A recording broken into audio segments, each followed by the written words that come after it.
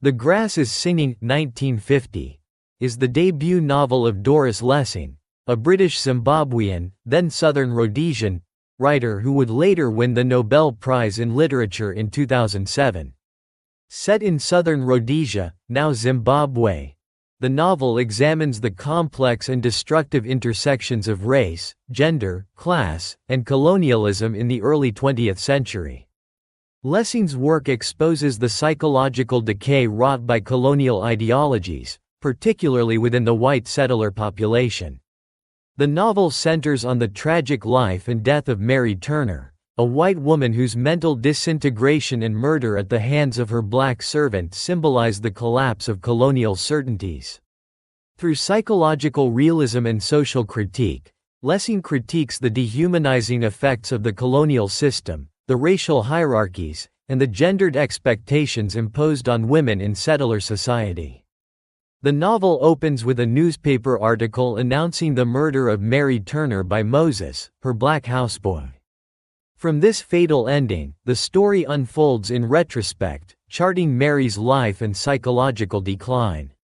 Mary lives in a colonial town and enjoys a comfortable, independent life as a secretary. She avoids emotional intimacy, views marriage as unnecessary, and maintains a routine existence. However, after overhearing a group of friends mocking her for being single, she impulsively decides to marry Dick Turner, a struggling white farmer she barely knows.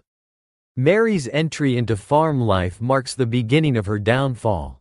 She is unprepared for the harsh rural environment, repelled by the poverty, insects, and physical labor. Dick is kind but ineffectual, his farming projects repeatedly fail, and the couple falls into poverty and isolation. Mary becomes increasingly bitter, disillusioned, and emotionally unstable. As the farm deteriorates, Mary takes over the management of the African house servants.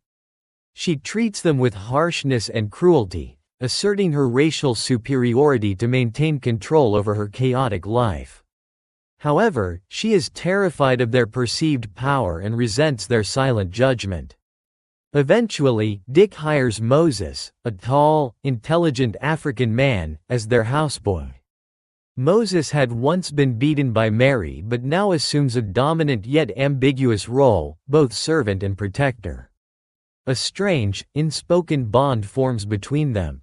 As Mary's mental state deteriorates, Moses begins to take care of her intimately, even physically supporting her.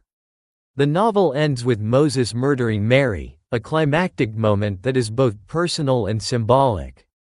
Her death is not explained in moralistic terms but presented as the inevitable outcome of colonial contradictions, racial tension, and personal breakdown. The title The Grass is Singing is drawn from T.S. Eliot's The Waste Land, and it reflects the novel's themes of decay, silence, and impending doom. The singing of the grass, dry, whispering, mournful, evokes an atmosphere of death and decline. It suggests that beneath the surface of colonial order, nature and truth whisper subversive songs of collapse and reckoning. The title also metaphorically refers to the psychological unraveling of Mary, the song being her descent into madness and the final rupture of racial and social control.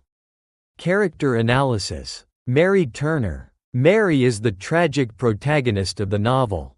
At the beginning, she is self-sufficient, somewhat cold, and emotionally repressed. Her marriage to Dick plunges her into a world she despises. She becomes increasingly tyrannical, especially towards black servants, using racist cruelty to reassert a sense of power. Her eventual psychological collapse is the result of internalized societal expectations, sexual repression, racial fear, and existential despair. Mary is not a conventional villain. She is portrayed with deep psychological insight, as a victim of her circumstances as much as of her own failings. Her ambiguous relationship with Moses hints at unacknowledged sexual tension, transgressive emotions, and the blurring of colonial boundaries. Dick Turner. Dick is Mary's husband, a poor and idealistic farmer who dreams of success but is too passive and ineffectual to achieve it. He is emblematic of the failed white man, in the colonial world. Well-meaning but weak, unable to control his environment or his wife. Dick's attachment to the land is romantic and impractical. He represents the futility of the settler's dream in Africa. Moses. Moses is the most enigmatic character in the novel. He is introduced as a servant who is unusually intelligent and self-possessed. Initially beaten by Mary, he later returns to work for the Turners and assumes a position of silent authority, especially as Mary's mental health fails. Moses's relationship with Mary is fraught with psychological and sexual ambiguity. Though never consummated or explicitly described, their bond subverts racial and gendered hierarchies. His murder of Mary is not simply an act of violence, but the symbolic shattering of colonial illusions. Themes. 1. Colonialism and racism. Lessing offers a scathing critique of colonialism, particularly its dehumanizing effect on both colonizers and the colonized. The white settlers in the novel see Africans as inferior, infantilized, and dangerous. Racial divisions are rigid, but the narrative shows how these structures are inherently unstable. Mary's fear of and dependence on her black servants reflect the unsustainable contradictions of white supremacy. Moses's final act is not a revolt, but a tragic breaking point in a system that has denied him humanity and Mary dignity. 2. Gender and patriarchy. Mary's life is shaped by patriarchal expectations. Though independent in her early life, she is pressured into marriage and then confined to the roles of wife and mistress of a household. The novel examines how gender norms entrap women, especially when compounded by colonial isolation. Mary's psychological decline is linked to her emotional repression, sexual frustration, and lack of autonomy.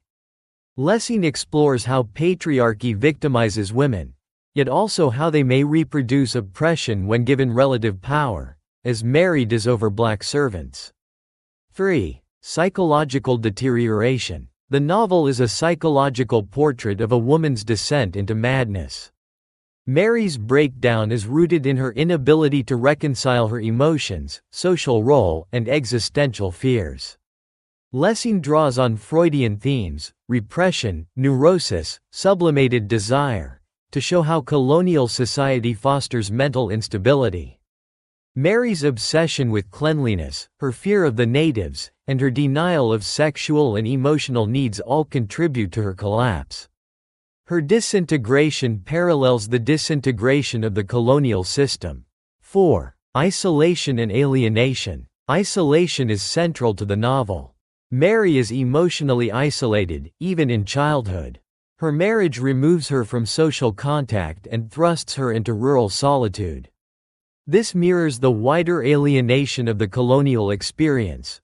White settlers living apart from native populations, emotionally cut off from both their homeland and the African land they occupy. Mary's inability to connect, to her husband, to her African servants, or to herself, underscores the emotional bankruptcy of colonial life.